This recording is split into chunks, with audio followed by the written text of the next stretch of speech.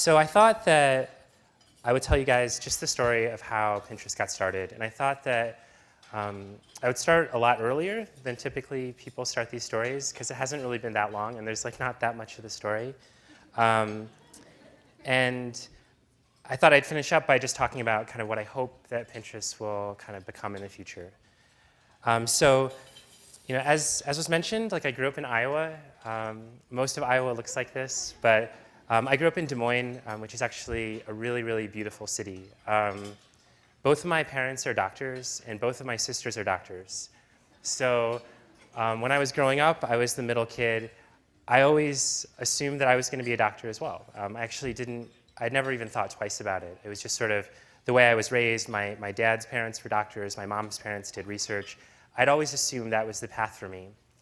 And even when I was a kid, I had really looked up to entrepreneurs. I'd looked up to George Eastman.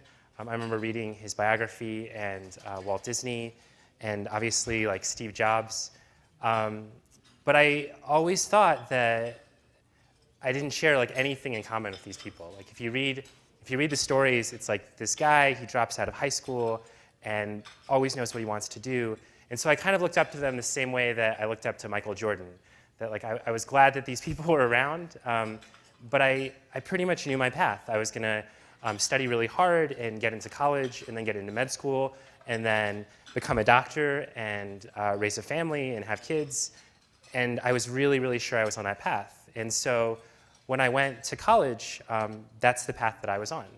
So I took organic chemistry and I worked in lab every summer. And I was super excited about being a doctor. And sometime in my junior year, I remember waking up, and I don't know what it was. It might have been like the MCATs or organic chemistry. But I was like, wow, like I don't think I want to be a doctor. And it was funny. It was the first time I'd ever actually really thought about it. And I think that my advice to anyone is that if there's ever a profession where you should really, really know that you want to do it, it's definitely medicine. And so I was just sort of there. I was just sort of like, I'd taken all these classes, like I didn't know what I wanted to do. And so I thought that what I should do is I should do business, right? But I didn't have any idea what kind of doing business was.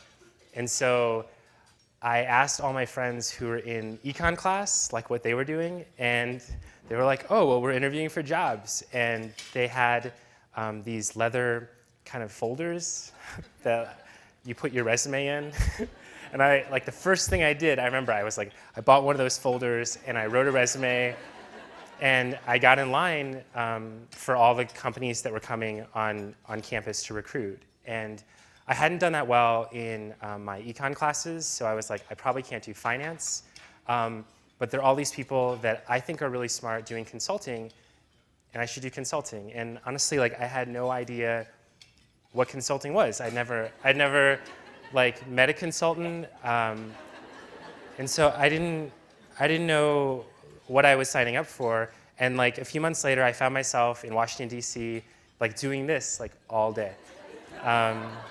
So, you know, I was making kind of financial models, and I was traveling to offices like all over the country, and I'd happened to have been staffed in the IT group because that's where there were openings. And I actually, to be honest, I thought it was really cool. I didn't really know a lot about business, but it was my first job, and I think that everyone remembers their first job.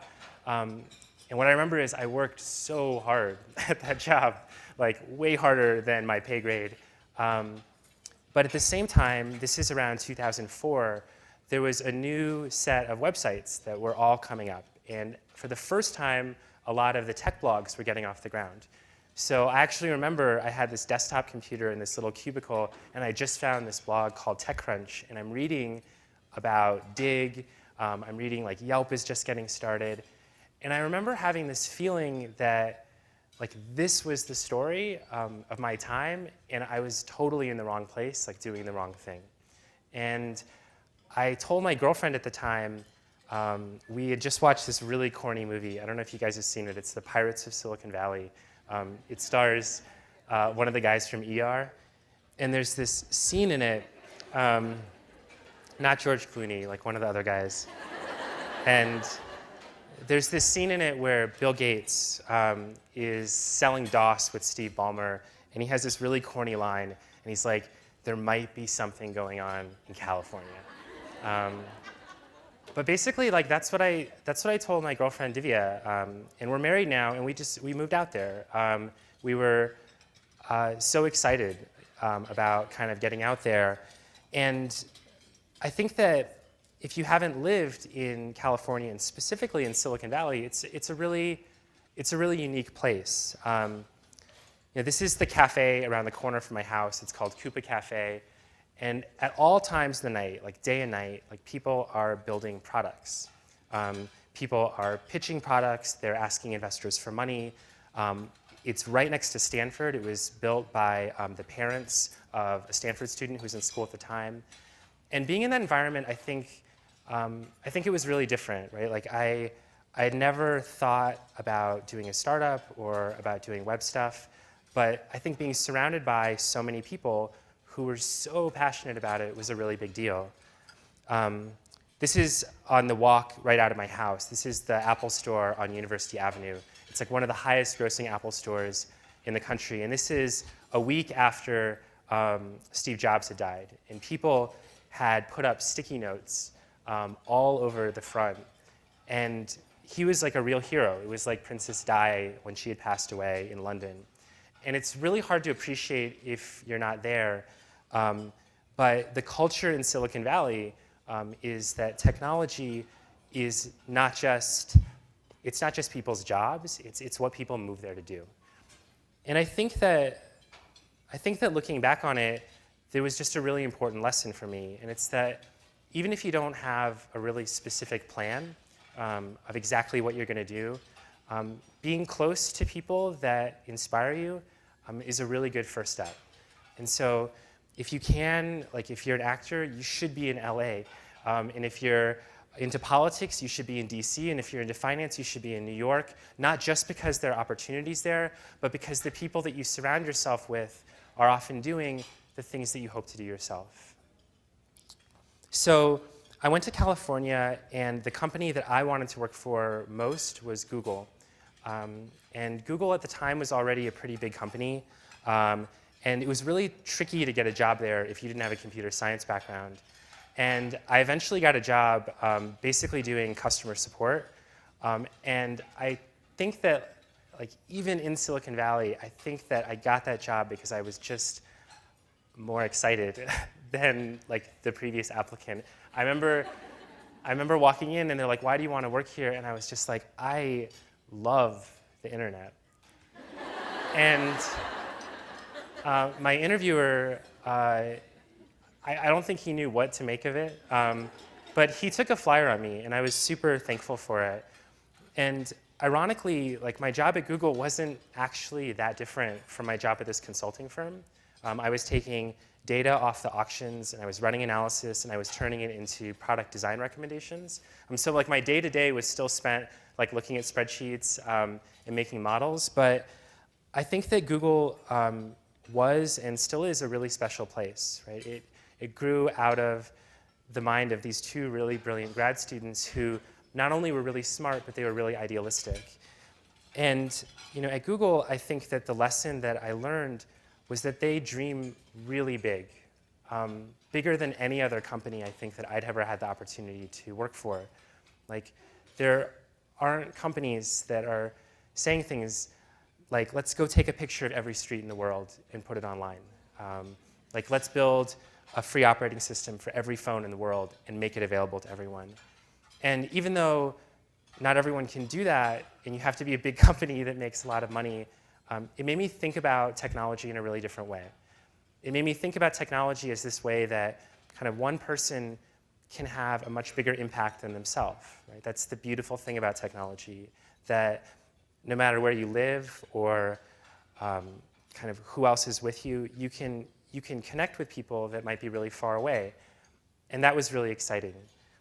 But at the same time, it was also really frustrating because I really wanted to build products there, and I wasn't in the engineering group. And I was always telling people, especially my girlfriend, I was like, geez, I really want to build a product. And one night, she sat down with me and she was like, you should just stop talking about it and go do it. And I don't know, it really hit home. I think that if you're really lucky in life, you have someone that cares enough about you to call you out on your own bullshit. And I think very often that's your partner in life.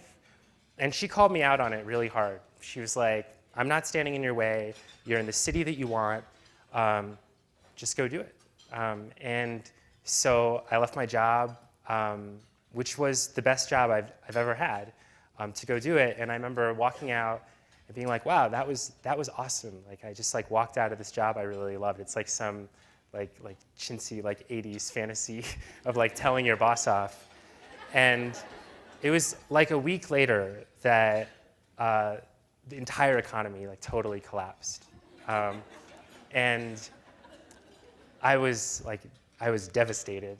All these friends of mine that were like, oh yeah, you guys just go out there and we'll join you in a few months, were all of a sudden looking at me drinking free juice at Google, being like, oh, how is it out there?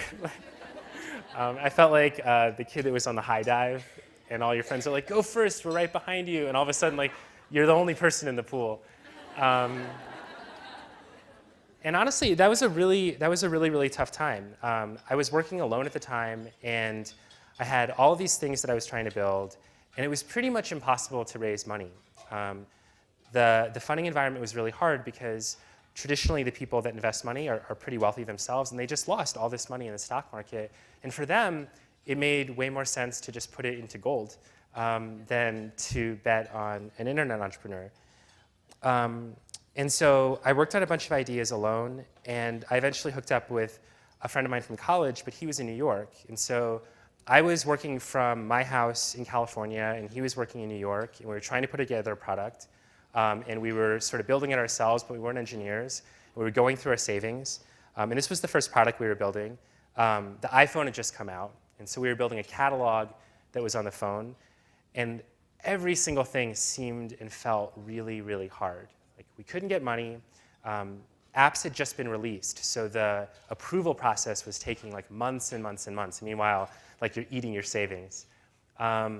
We were going door to door to retailers and taking their data and then hand categorizing all of the data so it fit into the phone. So I was going through all of Nordstrom's shoes and rationalizing it down to a standard set of menus. So I can tell you those are Mary Jane shoes, and this is a synonym for Mary Jane shoes.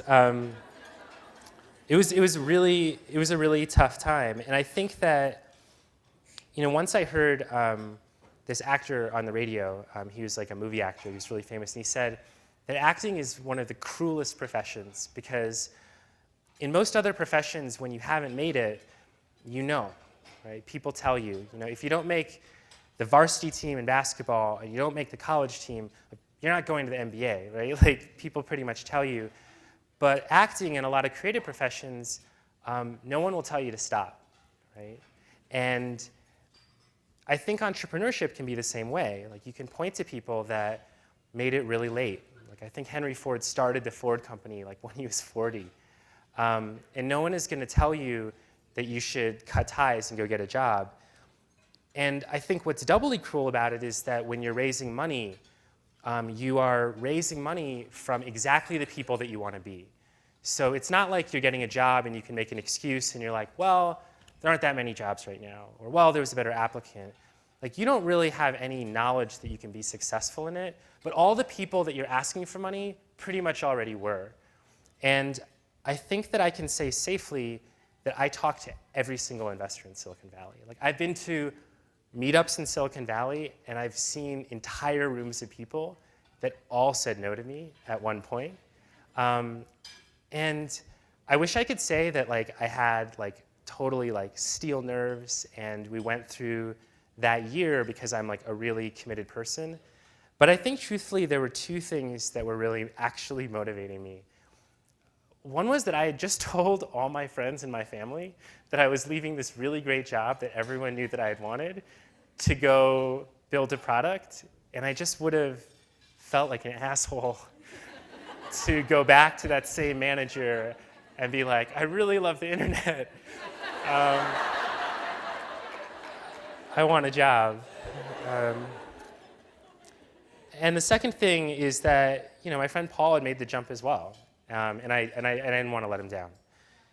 And so we'd sort of been going along, and that first product wasn't really working, and I decided that I would just sort of ignore what was a smart product in terms of making money or what the market was saying, and I would just go ahead and try to build something that I'd always wanted to build.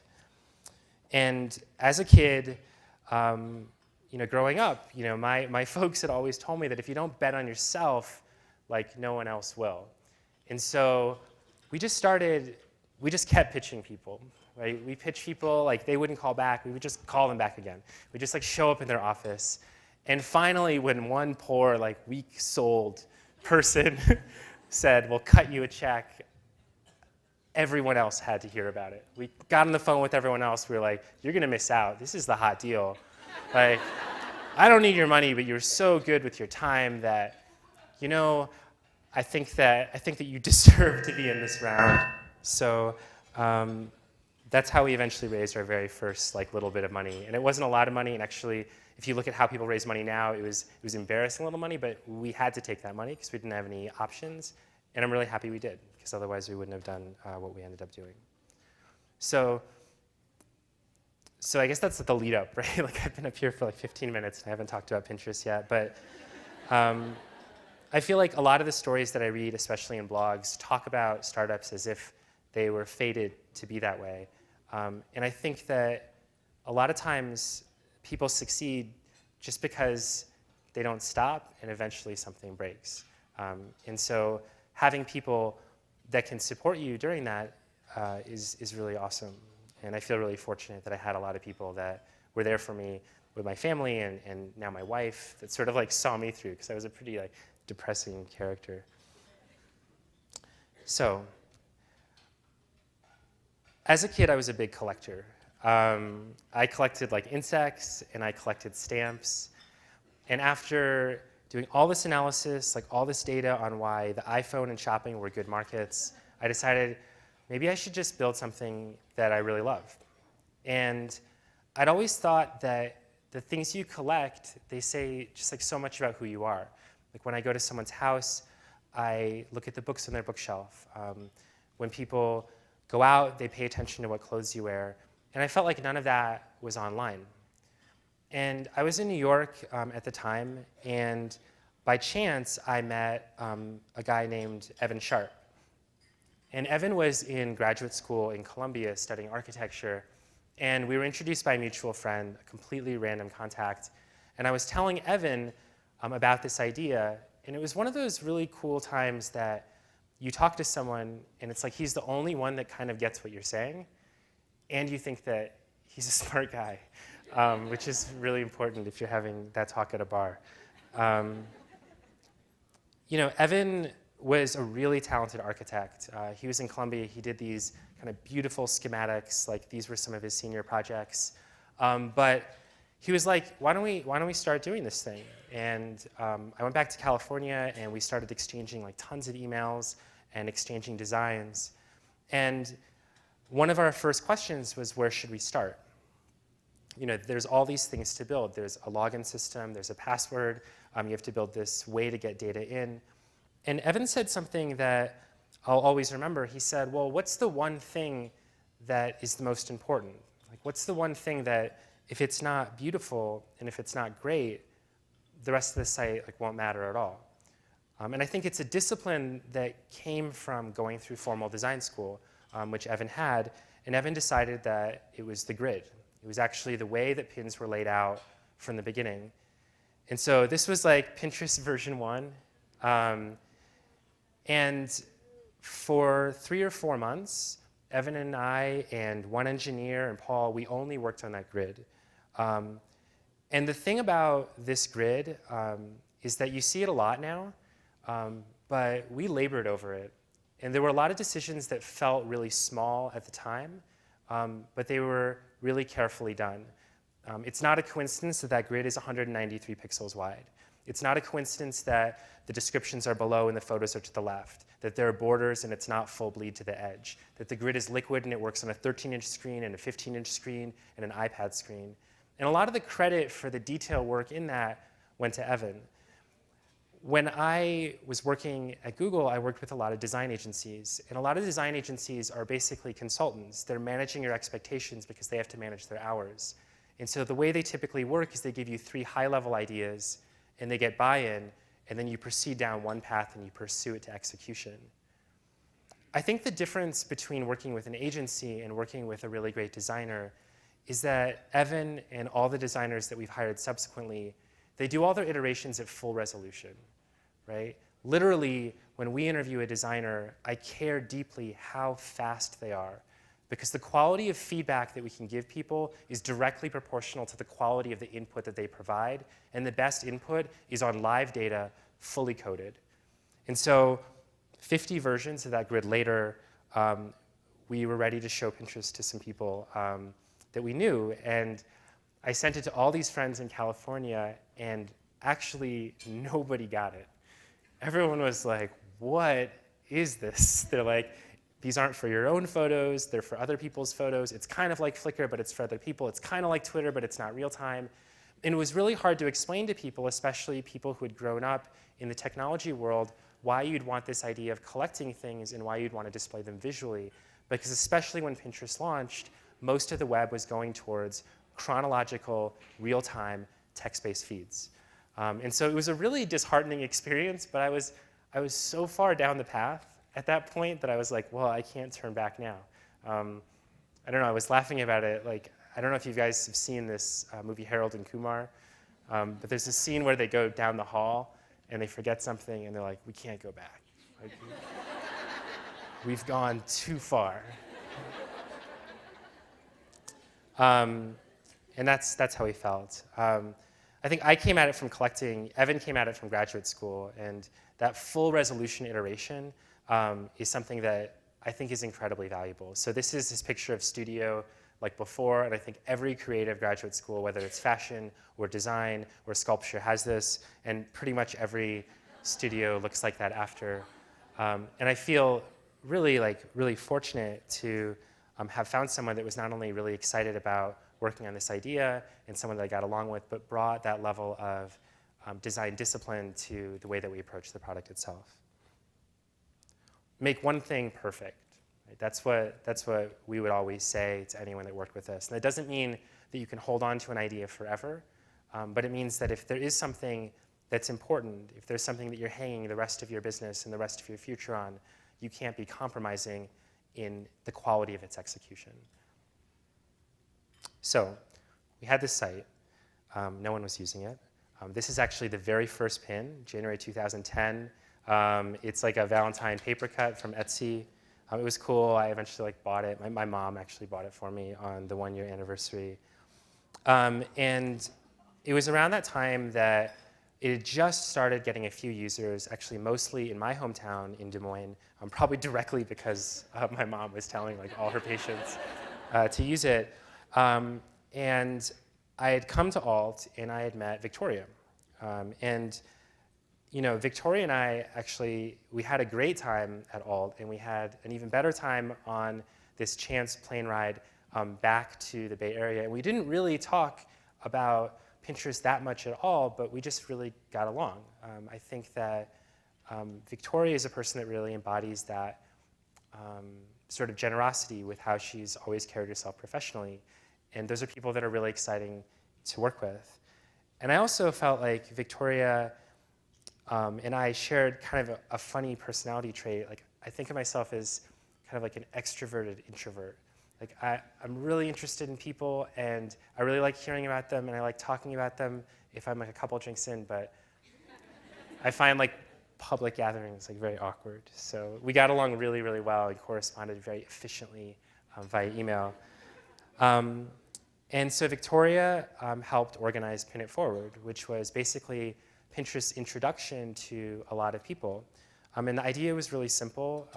There was basically this chain letter of bloggers, and everyone would create a pin board on subsequent days, and the pin boards would be about what home meant to them, because a lot of people who write blogs are basically writing it to share something about themselves, and we wanted to make it really personal. And I don't think we knew it at the time, but I think that the authenticity of the first Pin It Forward, the fact that it was about them, and they already had sort of reputation online that they'd cultivated and they cherished, and people that cared about who they were, was really, really important as the site grew. So there were all these people that joined in that very, very first group, Hajiri and Jody and Nicole and Sarah, and because it was structured like a chain letter, a lot of people got to see it, and there was sort of a group excitement about it. And I think it was a really important kind of moment for the company, even though we didn't know it at that time, because a lot of people began using it in just the way that we had hoped. So a few weeks later, Pin It Forwards happened, and something really cool starts happening, and we start to see people using Pinterest in ways that we hadn't really expected. So in fairness, this is Evan's board, things that look like the Death Star, but he has a huge Star Wars following. We saw people creating tour guides. This is a woman who's created these beautiful tour guides for every city that she's ever lived in. This is a guy named Shah, who's one of my friends. We actually ended up meeting both Shah and his sister, Enid, through Pinterest itself. And Enid now is our community manager. He would share kind of all of his favorite maps and visualizations. And it was really exciting to see this very vague idea that collecting things tells people about who you are and what you're excited about start to come to fruition. And so very Silicon Valley style, the first thing we do is we're like, oh, we should have a meetup. And Victoria kind of helps organize it. We did it at Rare Device, and Lisa was there. And it was a pretty small gathering. I'm pretty sure that it was basically just Victoria and Lisa's friends who basically came to see them. But it was really cool. And it was cool because some of the people there hadn't met, but they had sort of seen each other through the site. And I think that was the moment where I was like, we've got it, right? We have this little thing that doesn't work that well and is really buggy, but there are at least some people that seem like they're really enjoying it. And I called up Paul and Evan and Yash, and I was like, we just have to go, right? Like, we have to go as fast as we can. Like, we've been at the bus stop for 2 years. The door is open. We need to walk through the door. Like, we really, really have to go really fast. And I think that moment was a big changing point for us. We couldn't afford an office at the time, so we got this tiny house. And the joke about all the pictures of the office and the house is there's no picture of the whole office, because the office is so small that even if you use a wide-angle lens, you can't get like more than one person's desk into the frame at a given time. So this is Justin, one of the designers. This is Dave. And Dave actually wasn't part of the company, but he was living in the bedroom of the office. And Dave's now doing his own startup, but Dave was a pretty late riser, so sometimes we'd be like talking to investors, and this guy would just roll out. And he's like, oh, don't mind me, I'm just taking a shower. And investors either loved it or hated it. This is Evan. So Evan got the coveted door seat because you have to treat your designers really well. And there's a funny story about these T-shirts. As soon as we got a logo design, we had a logo design by one of my friends in New York, I wanted to make a T-shirt. I was like, that would be cool, like a T-shirt with our own logo on it. And so we made these T-shirts, and one of my friends who was also doing a startup had given me a really good recommendation on where to get T-shirts like his, and I thought his were the coolest. So we get these T-shirts printed, and I had actually pulled an all-nighter at the office, and I'm walking, this is a few weeks later, I'm walking to the coffee shop, and I, by the way, wear this T-shirt all the time. Like, I think this is like the coolest T-shirt, like 5 out of 7 days a week, like I'm wearing that T-shirt, kind of hoping like maybe someone will be like, hey, I've used your product. And sure enough, that morning, this guy walks up to me, and he's like, hey, do you work at that company? I was like, yes. I was like, I work at this company. And I was so excited. I like wanted to buy him coffee, and then he's like, do you know Rich Abram? And I'm like, no, Rich doesn't work at this company. And I look down, and I'm wearing the Other Startups T-shirt. And it was so embarrassing for me, and for him, he must have just thought, like, who is this guy? Like, he's rolling around like Palo Alto at like 6:30 in the morning, making false claims about where he works. And it was just really funny. It was a mess. And things like slowly started getting momentum. And it's funny, a lot of people would ask me, like, how does it feel? Like, it must feel really good. And they asked me that today. And I always tell them, oh, this is a picture of the office conference room. So like, that's my seat, because I'm taking the picture. I'm trying to think if there are more. This was the motto of the office. It was move fast and break things. It's a sign that's taken from Facebook. And it's a great motto. It was just that we have to go as fast as we can. Like, we can't like let go of this thing. And then this is how I always told people I was feeling. And I actually think it's how I feel right now. I think the thing about the web that I love, but the thing that's so scary is that it's so fragile. Like when I was at Google, we were moving into new offices, and we were taking over the offices that SGI had leased like 5 years before. Like we're occupying the same space that once like the greatest Silicon Valley company was in. Like Facebook just moved into Sun Microsystems space. And I think that feeling of urgency, like that feeling that you have to execute at a really high level at all times, because in technology, it's like Highlander, there can only be one. Like first place takes all, and second place like takes very little value. And I think that teaching a team to operate with that level of urgency without burning people out is just something it's really important, and it's really important to keep people focused on what's important and what's not important. So that's the story of how we got started. And I thought that what I would talk about a little bit more was not what Pinterest is right now, but kind of what we hope it'll be someday. I think that, especially in California, a lot of people don't quite have their head around kind of what Pinterest is and why we're building it. Like some people say it's like a visual bookmarking tool. But I think that we have slightly broader plans and aspirations for it. And the first thing, and the first way that I always talk about Pinterest is I think of it as the place to plan kind of the most important projects in your life. The services that I've always loved, the technology services, are ones that don't cut you off from the world around you. They're the ones that make you feel closer to the things that you care about. Whatever you think of Facebook, I think everyone at one point had that moment where they reconnect with a friend that they hadn't heard from for a long time, or they find out something that their family was up to that they wouldn't have heard about in other ways. And there are lots of kinds of companies. There are companies that make their living by kind of cutting you off and providing you distractions from what's going on in your life. But those aren't the companies that are my favorite. My favorite are the companies that inspire people to go get in touch with the things that they care about every day. And so it's really exciting to see regular people who use Pinterest using it for the things that they're most passionate about. So the guy on the left is named Goran, and he was very memorable because he was one of the first few guys to join Pinterest. And he does jewelry, and so he's a hobby jewelry maker, and he makes beautiful jewelry, and he stores all of the inspirations for his future pieces there. And the woman on the right with her family is named Christy. She lives in rural New Zealand, and she has the blog 365 Days of Pinterest. And every single day, she finds a project or a craft or a recipe, and she does it with her family, and she blogs about it. And I remember when we heard about it, we just thought that was really, really cool. This is Julie and Eugenia.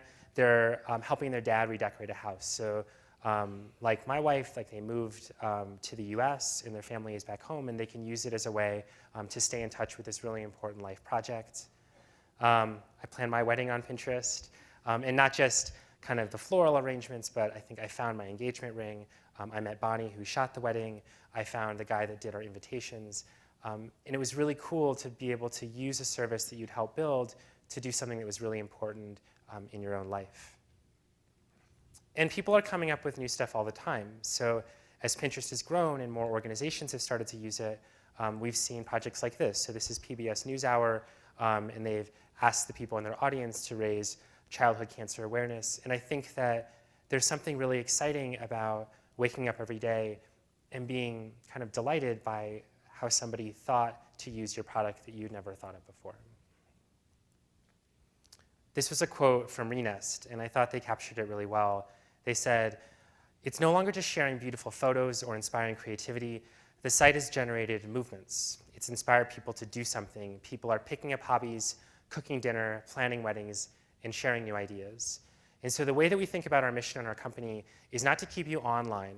Like, we don't think of the great currency is page views and time on site and ad impressions. Our goal is to get you offline. And it should inspire you to go out and do the things that you love. And we think that if we do that, then the site will have value that's longer than kind of the next advertising cycle. It'll be something that people will feel the same nostalgia and emotion and passion for that they feel about their photo albums or they feel about the people in their life that have really touched them. Second, we want Pinterest to be the most beautiful place to discover the things you love. So when I was at Google, my job was to work on display advertisements, so banner ads, 300 by 250, and all these new ad formats that everyone who's ever sold ads on their site really understood. But to me, trying to discover things on the internet is really, really hard. If you can articulate what you're looking for in language, Google or Amazon will find it for you. But if you don't know what it is, if you can't articulate it, it's a mess. You get paper catalogs in the mail, you get emails that are sent to you, you're using image search, you're having banner ads. And I guess I had always really loved really human discovery experiences. So this is Buy Right grocery store in San Francisco. And when you walk into Buy Right, like, you're greeted with this immersive and beautiful experience. And there are all these fruits and vegetables that you've never seen. And it just felt like the internet, which was supposed to be this thing that became ubiquitous and this thing that we read about in science fiction, still felt like so distant. It feels like so far away. This is Bell's bookstore, which is right around the corner from my house as well. And I love going to bookstores, even though they're all having trouble, because I love like walking in and going down all the aisles and seeing all the books and discovering things that you would have never searched for because you didn't know that they existed. This is the MoMA in New York. And someday, we really hope that Pinterest can build the best interfaces for any platform to discover the things you love. So it's so exciting to see like lots of museums, the Smithsonian and the MoMA, using Pinterest to syndicate their content to expose more people to it. But what I'm really excited about is building interfaces that make discovery on the internet and through devices feel as human and as personal and as immersive as your favorite catalog or your favorite store or your favorite window display. And I think the thing that's so exciting about technology right now is that the devices that you have to now engineer for, they didn't exist just a couple years ago. And if the frailty of typing on a keyboard was ever more evident, it's when you're holding your iPhone or when you're holding an iPad. So we're really excited to try to build for those platforms and to make that experience really exciting. And the very last thing is that Pinterest is a team of people who want to build something bigger than themselves. People love hero stories. They love the idea that there was like someone in a garage and all by themselves, they built this amazing thing. But almost everything that was ever worth building was built by lots of people. And so I think the thing that I'm most excited about and most nervous about messing up is building a team of people that have different backgrounds that can work together to build things that are really beautiful. So after we got out of that little office, this is us in our first real office. We're putting together IKEA desks. This is all of us going out to lunch. The team has slowly been growing. We hit double digits right before the new year. This was a meetup that we did at West Elm in the East Bay. It was really, really fun. And actually, the guy in glasses in the front row moved out from Provo with his wife to join the company. So I had to give him a shout out since I'm in his town. He was so psyched. He was in the Deseret News. He was pretty excited about it. The team is a really fun team. They're a really diverse team. Like I tried to be very deliberate about not pulling everybody out of Google or pulling everyone out of Facebook. So there are people that worked at big companies like Apple and Google and built really crafted products, and there are people for whom this is their first job. And I think there's something that's so cool about seeing people who have different backgrounds and are of different ages and have different work experiences working together on the same problem. And in some ways, I'm almost as excited or more excited about building a team of people that knows how to build really beautiful products as building the product itself. Right? It's like a robot that builds robots, right? It's awesome. And these are the guys. This is Evan and Justin. You can see Yash there in the background, all working on kind of the new designs for the product, which will be released pretty soon. These were our two favorite office drop-ins. This was a woman who had come out. She was visiting from Carnegie Mellon, and she grabbed a magic marker. She's like, "Can I put art on your wall?" And she just like, bang, drew it up. And I was like, "We should hire you, but you're still in school." And this was a woman who dropped in on Halloween who dressed up as Pinterest, which was awesome, a little creepy, but also awesome. But it was really exciting. And honestly, I think that I'm really excited. I hope that Pinterest becomes a great service, and I want to work really hard to try to make it that way. And I'm really thankful for a lot of the people here who were a lot of our really early users. There are so many sites that are going to come out this year that will look and feel and do the same thing that Pinterest does. But what makes Pinterest special isn't the grid or the backend server or the JavaScript or the graphics. It's what people put inside it. Right? It's the fact that when people create pinboards, they put part of themselves into the service itself, and you end up connecting with them in a way that's different. And so the credit for that goes to the people that use it. And we're super jazzed about it. And this is how we feel about it, that if we discover things about the world, we'll help people discover things about who they are. And if we can do that, we'll build a service that hopefully will be here for lots of years to come. So that's it.